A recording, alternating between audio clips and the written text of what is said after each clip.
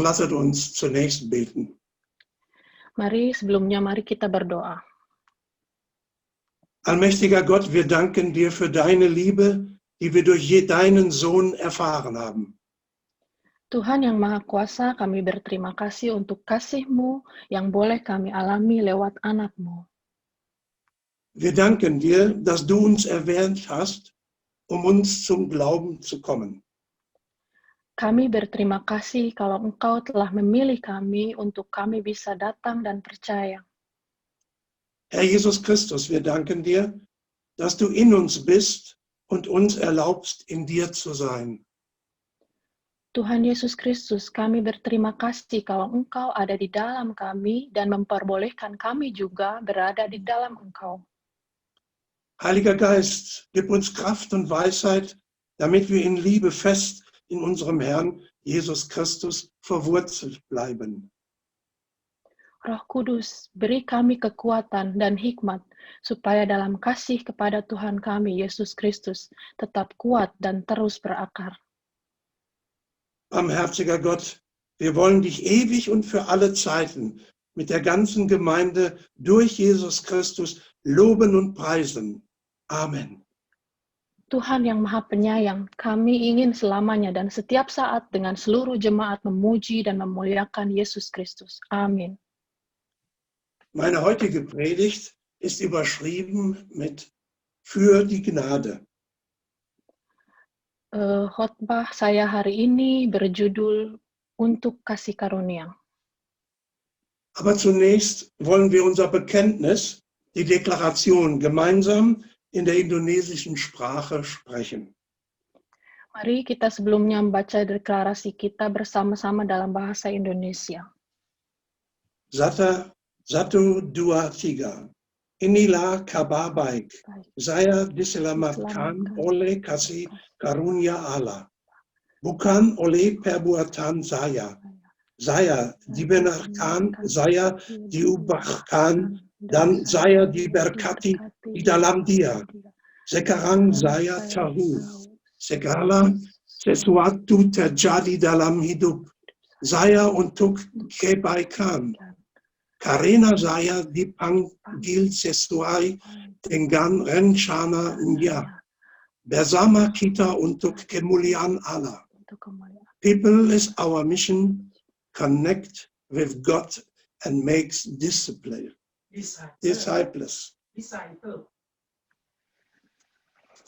Halleluja. Amen.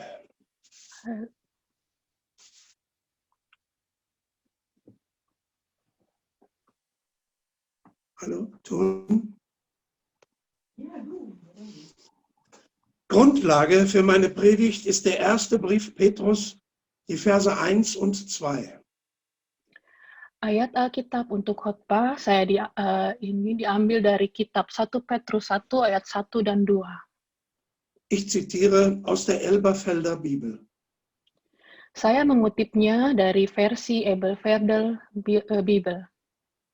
Vers 1.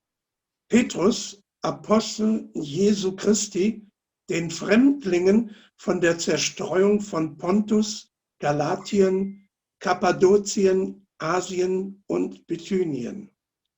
Vers 2. Die auserwählt sind nach Vorkenntnis Gottes, des Vaters, in der Heilung des Geistes, zum Gehorsam und zur Besprengung mit dem Blut Jesu Christi. Gnade und Friede werde euch immer reichlicher zuteil. Diese beiden Verse sind eigentlich nur der Hinweis auf den Verfasser des Briefes, dem Hinweis auf den oder die Empfänger mit einem abschließenden Gruß. Kedua ayat ini sebenarnya hanya petunjuk dari penulis surat ini, petunjuk kepada mereka yang menerima yang diakhiri dengan salam. Doch diese Zeilen, in wenigen Zeilen, enthalten bedeutende Aussagen. Walaupun ayat ini hanya beberapa baris saja, tapi berisi pernyataan yang penting. Der Verfasser soll Petrus sein, der sich einen Apostel von Jesus Christus nennt. Penulisnya adalah Petrus yang menyebut dirinya sebagai Rasul Yesus Kristus. Apostel bedeutet auch Gesandter. Rasul juga berarti seorang utusan. Wer war dieser Petrus? Siapakah Petrus ini? Er wurde in Bethsaida geboren und sein Name war Simon, ein Sohn von Jona. Petrus dilahirkan di Betsaida, nama dia sebelumnya adalah Simon, putra dari Yunus. Von Beruf war er Fischer am See Galiläa, auch See Genezareth genannt. Pekerjaan dia adalah sebagai seorang nelayan di Danau Galilea. Er war als erster mit seinem Bruder von Jesus Christus als Jünger auserwählt, ihm zu folgen. Petrus adalah yang pertama dengan saudaranya Andreas yang Tuhan pilih menjadi muridnya untuk mengikuti dia. Jesus wählte sie aus und sie folgten ihm, ohne ihre Arbeit zu beenden, ohne sich zu waschen und andere Kleidung anzuziehen. Yesus memilih mereka dan mereka mengikuti Yesus tanpa menyelesaikan pekerjaan mereka pada saat itu, tanpa membersihkan diri mereka, tanpa mengganti pakaian mereka. Jesus wählte sie nicht nach ihrem Aussehen, ihrer Stellung oder ihres Ansehens in der Gesellschaft aus. Tuhan Yesus tidak memilih mereka berdasarkan penampilan, posisi, atau kedudukan mereka di masyarakat. Gott schaut nicht auf das Äußere. Nein, er schaut in das Herz. Tuhan tidak melihat apa yang kelihatan di luar, tapi Dia melihat apa yang di dalam hati. In der Schule, beim Sport, wenn Volleyball, wenn Fußball oder Basketball gespielt wurden zwei Teams gewählt. Pada waktu kita sekolah, kalau di sekolah ada saat olahraga, ketika main sepak bola, volleyball, atau basketball, akan ada 2 tim yang dipilih. Die Teamleader wählten abwechselnd jemanden aus und jeder wählte zuerst die Besten für sein Team. Pemimpin tim tersebut akan secara bergantian memilih seseorang dan setiap dari mereka pasti memilih yang terbaik untuk tim mereka. Beim Basketball und beim Volleyball wurde ich am Anfang meist zuletzt gewählt, weil ich der Kleinste war. Pada permainan basketball dan volleyball, awalnya saya kebanyakan dipilih terakhir karena saya paling pendek pada waktu itu. Kennt ihr das auch, der Letzte zu sein? Apakah kalian juga tahu rasanya bagaimana menjadi yang terakhir? Habt ihr das auch erlebt, was das für ein Gefühl war, nicht zu den Besten zu gehören?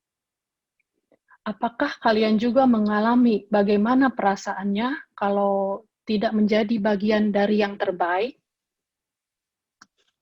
Ich war aber ein sehr guter Handballspieler. Tapi saya adalah seorang pemain bola tangan yang sangat bagus. So haben die anderen sehr schnell erkannt, dass ich ein guter Werfer und Aufbauspieler war. Mereka sangat cepat menyadari bahwa saya seorang pelempar dan pemain pembangun yang baik. So wurde ich beim nächsten Mal nicht als Letzter auserwählt. Dengan sebab ini atau dari sini saya tidak lagi dipilih jadi yang terakhir. Denn Gott trifft seine Auswahl nach anderen Kriterien, nach seinem Plan. Dalam menentukan pilihannya, Tuhan menggunakan kriteria lain, yaitu sesuai dengan rencananya. Er kann in das Herz des Menschen schauen und erkennt somit das wahre Talent eines jeden. Tuhan bisa melihat ke dalam hati kita. Dengan begitu, Dia bisa mengenali apa bakat sejati atau bakat yang sebenarnya dari setiap kita.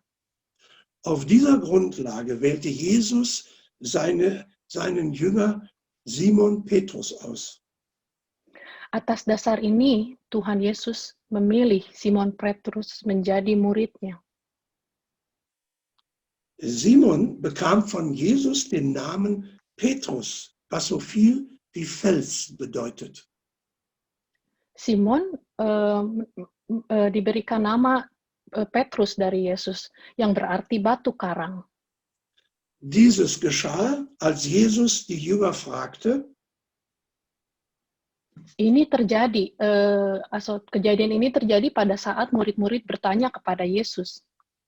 ihr aber, was sagt ihr, wer bin ich? Tetapi apa katamu, siapakah aku ini? Bei Matthäus Kapitel 16, Vers 16 und bis 18 lesen wir die Antwort von Petrus und das, was Jesus dazu sagte. Di Matius 16, ayat 16 sampai 18, mari kita baca jawaban dari Petrus dan apa yang selanjutnya Tuhan Yesus katakan. Vers 16. Petrus sagte, du bist der Christus, der Sohn des lebendigen Gottes. Vers 17. Und Jesus antwortete und sprach ihm, glückselig bist du, Simon, Sohn Jona, denn Fleisch und Blut haben es dir nicht offenbart, sondern mein Vater, der im Himmel ist. Vers 18.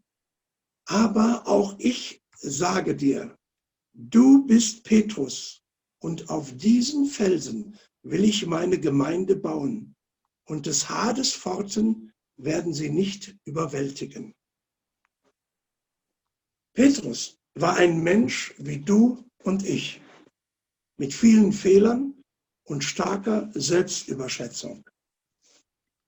Petrus adalah seorang manusia seperti kalian dan saya, dengan banyak kesalahan dan selalu dengan karakter yang kuat, selalu mengandalkan pengertian kita sendiri. Er nahm den Mund oft sehr voll und konnte aber dann seine Versprechen nicht halten. Berkali-kali Petrus bermulut besar dan dia tidak bisa memenuhi janjinya. Er wollte wie Jesus auf dem Wasser gehen, doch er vertraute Jesus nicht und musste von ihm gerettet werden. Dia ingin seperti Tuhan Yesus berjalan di atas air, tapi dia tidak percaya dan harus akhirnya diselamatkan oleh Yesus. Er wollte mit Jesus ins Gefängnis und in den Tod gehen. Und doch verleumdete er und verriet er Jesus sogar 3-mal. Petrus berkata, ia mau ikut Yesus di penjara, bahkan ikut mati bagi dia. Tetapi dia berkhianat dan menyangkal Yesus sampai 3 kali. Doch Gott ließ ihn nicht fallen. Und diese Erfahrung seines eigenen Versagens hat Petrus verwandelt. Tuhan Yesus tidak membiarkan Petrus terjatuh. Melalui pengalaman pribadi yang gagal, Petrus diubahkan. Er wurde zum Apostel, dem Gesandten von Jesus Christus, dem es gelang, zu Pfingsten 3000 neue Christen zu gewinnen und kurze Zeit später sogar 5000. Dia diangkat menjadi rasul, utusan dari Yesus Kristus, yang pada saat hari Pentakosta berhasil memenangkan 3.000 jiwa, dan tidak lama setelah itu sampai 5.000 jiwa. Abraham log öfters wegen seiner schönen Frau, und doch machte Gott ihn zum Stammvater der Juden. Abraham beberapa kali berbohong karena kecantikan istrinya. Tetapi Allah menjadikan Abraham bapa nenek moyang orang Yahudi. Jakob betrog seinen Vater, um den Segen zu bekommen, und doch gab Gott ihm den Namen Israel. Das bedeutet Gotteskämpfer. Yakob menipu ayahnya untuk mendapat berkat. Namun Tuhan memberinya nama Israel yang berarti pahlawan atau pejuang Tuhan. Mose erschlug einen Ägypter und doch bestimmte Gott ihn als Führer seines Volkes, das er aus Ägypten ins gelobte Land bringen sollte. Musa membunuh seorang Mesir, namun Tuhan menunjuk dia untuk memimpin bangsanya yang akan dia bawa dari Mesir ke tanah perjanjian. David war ein Mann nach Gottes Herzen, obwohl er Ehebruch und Mord begann. Daud adalah seorang yang berkenan di hati Tuhan, meskipun dia mulai berzinah dan membunuh. Wenn Gott diesen Männern Gnade erwies, warum sollte er uns nicht auch Gnade geben, obwohl wir sündigen? Jika Tuhan menunjukkan kasih karunia-Nya kepada orang-orang tersebut, dengan alasan apa? Kenapa Tuhan memberikan kasih karunia kepada kita meskipun kita berdosa?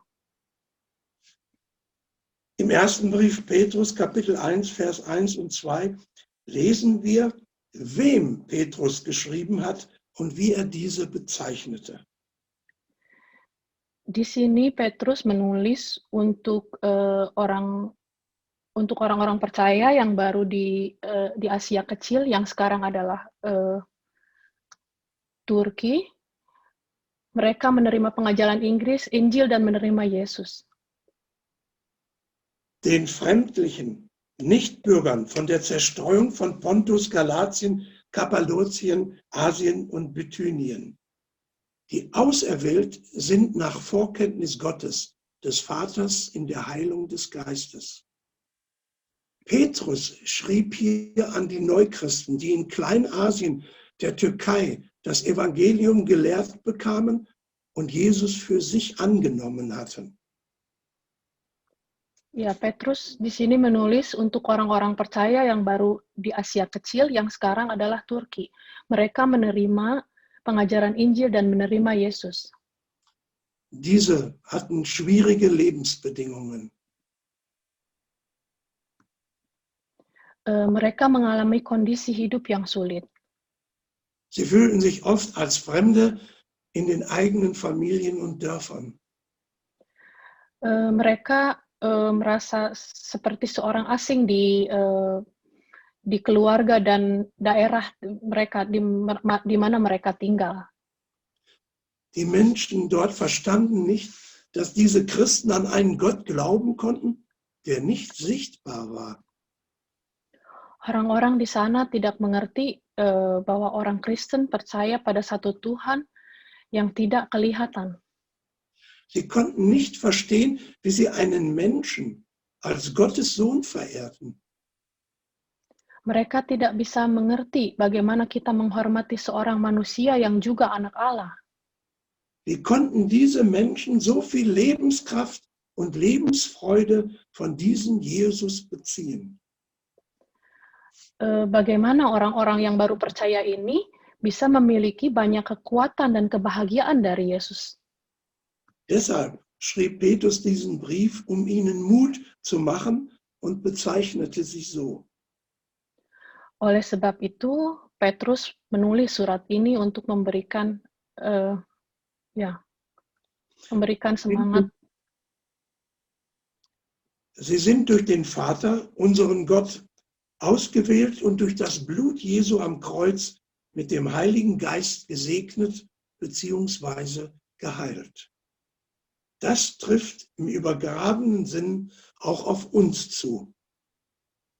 Also, ayat ini yang ditulis ini juga berlaku bagi kita. Wir leben heute oft in einem unchristlichen Umfeld und werden manchmal angefeindet und wegen unseres Glaubens schief angesehen. Seringkali kita hidup di lingkungan orang-orang tidak percaya dan kadang kita dimusuhi atau dipandang salah karena keyakinan kita. Auch wir brauchen manchmal Zuspruch und Unterstützung. Terkadang kita juga membutuhkan dorongan dan pertolongan. Doch wir sind durch unseren Glauben an Jesus Christus, der für unsere Sünden am Kreuz gestorben ist, und am dritten Tag auferstanden ist, von Gott auserwählt und zum heiligen Priesterstab bestimmt und berufen worden. Tetapi melalui iman kita kepada Yesus Kristus yang mati untuk dosa-dosa kita di kayu salib dan bangkit pada hari ketiga, kita dipilih oleh Tuhan dan ditentukan atau dipanggil di dalam imamat yang kudus. Die Taufe ist das äußere Zeichen unserer Heilung durch den Heiligen Geist. Baptisan itu hanya tanda lahir, adalah tanda lahiriah dari pemilihan kita oleh Roh Kudus. Diese Auswahl und Bestimmung bleibt ewiglich und geht über unseren körperlichen Tod hinaus in ein neues Leben bei Gott.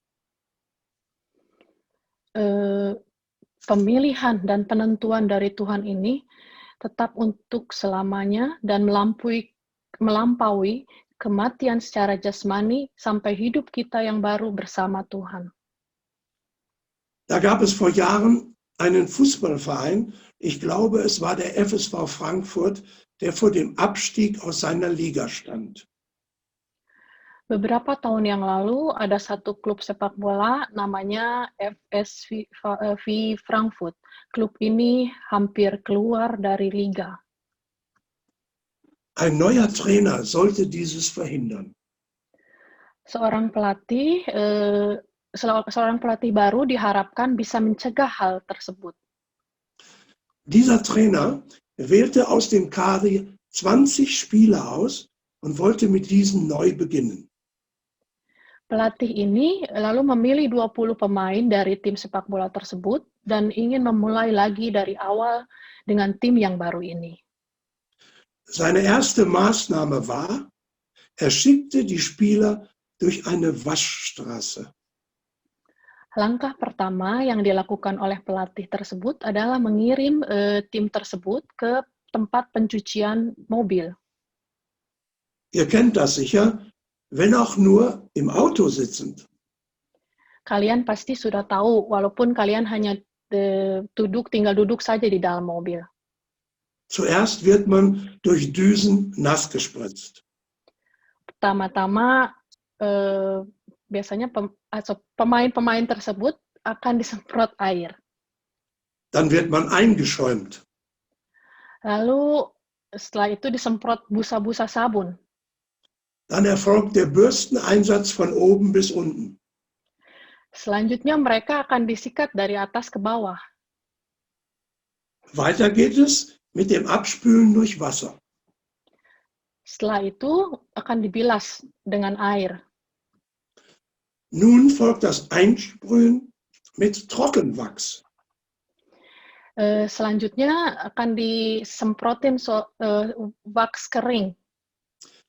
Und zum Schluss wird man trocken geblasen. Yang terakhir akan dikeringin pakai kayak hair dryer yang besar. Was haben die Spieler wohl gedacht vor und nach dieser Maßnahme? Apa yang pemain ini pikirkan setelah dan sebelum tindakan ini? Der Trainer wollte den Spielern zeigen, dass alles Vorherige gereinigt wurde und sie nun wie neugeboren ohne Altlasten sind. Pelatih ini ingin menunjukkan kepada pemain bahwa semua yang terjadi sebelum-sebelumnya telah dibersihkan. Dan sekarang mereka seperti baru, terlahir kembali tanpa beban mereka yang lama. Es erinnert mich stark an die christliche Taufe. Das Reinwaschen von den Sünden durch das Blut Jesu, das Auftauchen als Neugeborener durch die Auferstehung von Jesus Christus.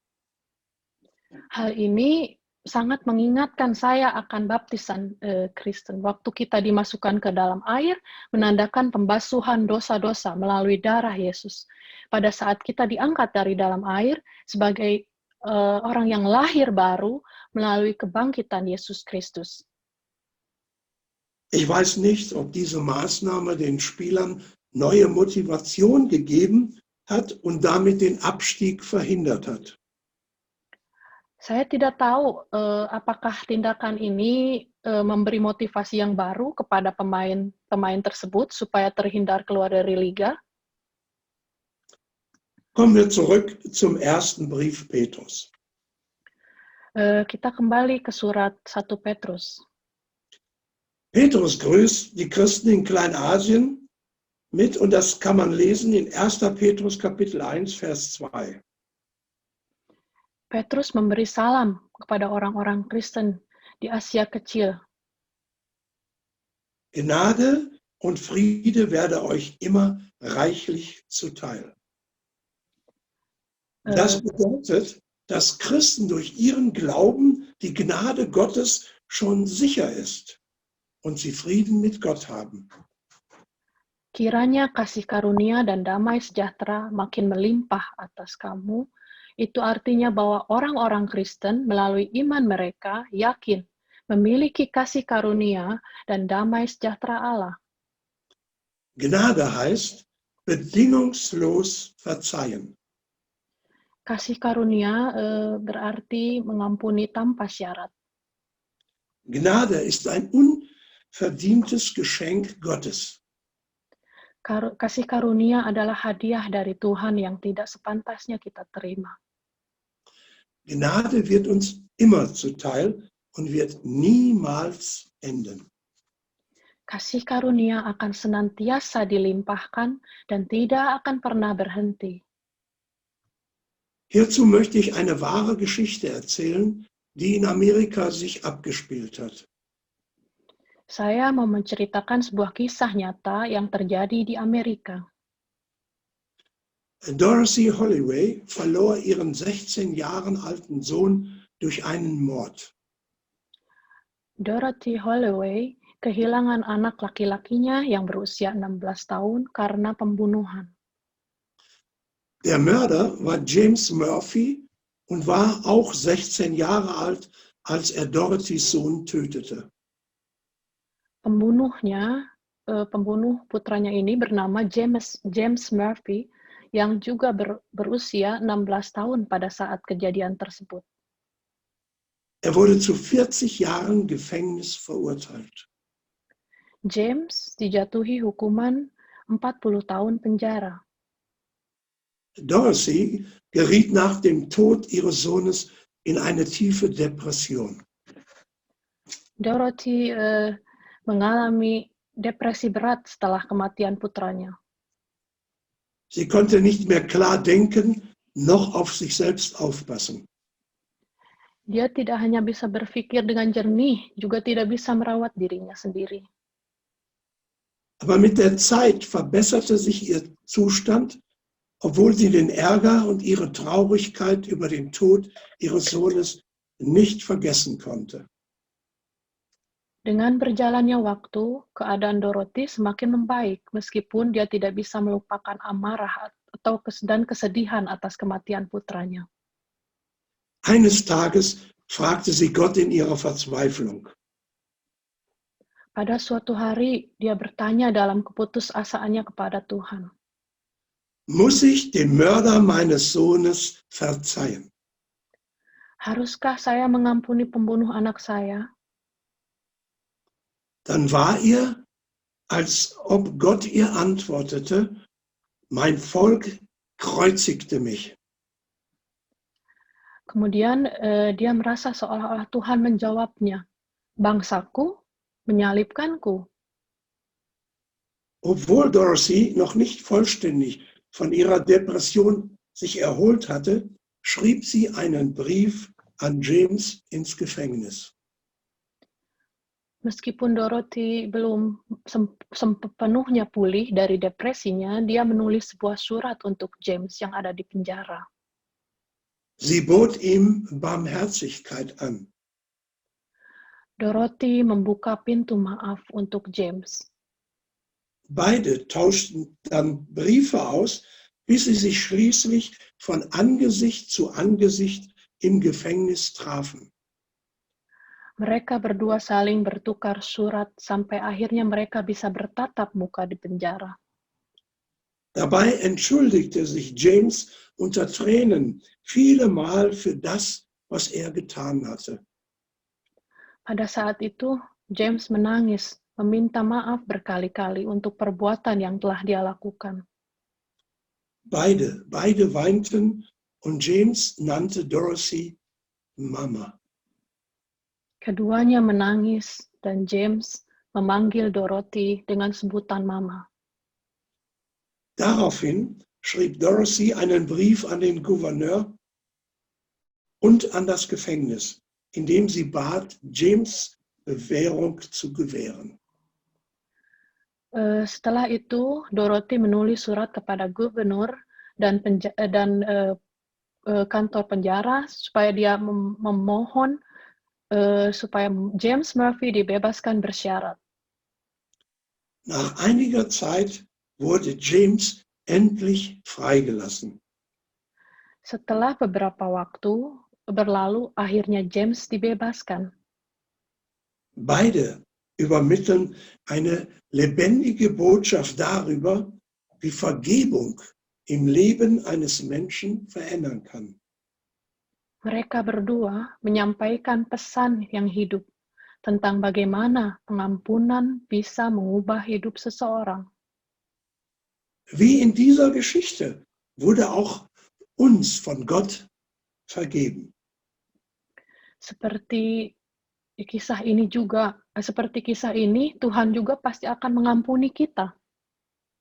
Wir haben vollständige Befreiung erhalten, obwohl wir gesündigt hatten. Kita menerima keselamatan yang penuh, walaupun kita berdosa. Das ist die Gnade von Gott. Inilah kasih karunia Allah. Wir sind von und für Gott geliebt, auserwählt und berufen, Sophie bestimmt. Und der Friede Gottes, der höher ist als jeglicher menschlicher Verstand, bewahre unsere Herzen und Sinne in unserem Herrn Jesus. Amen. Dan damai sejahtera Allah yang melampaui segala akal akan memelihara hati dan pikiranmu dalam Kristus Yesus. Amin. Lasset uns beten. Mari kita berdoa. Himmlischer Vater, wir danken dir für deine unverdiente Gnade. Bapa kami yang di surga, kami berterima kasih untuk kasih karunia-Mu yang tidak layak kami terima. Herr Jesus Christus, wir danken dir, dass du unsere Schuld durch deinen Tod am Kreuz getilgt hast. Tuhan Yesus Kristus, kami berterima kasih kepadamu kalau Engkau menembus kesalahan kami melalui kematian-Mu di kayu salib. Heiliger Geist, wir danken dir für deine Treue und Hilfe. Roh Kudus, kami berterima kasih untuk kesetiaan dan pertolongan-Mu. Herr, gib uns das Gefühl, dass du immer in uns bist. Tuhan, buatlah kami bisa senantiasa merasakan bahwa Engkau selalu ada bersama dengan kami.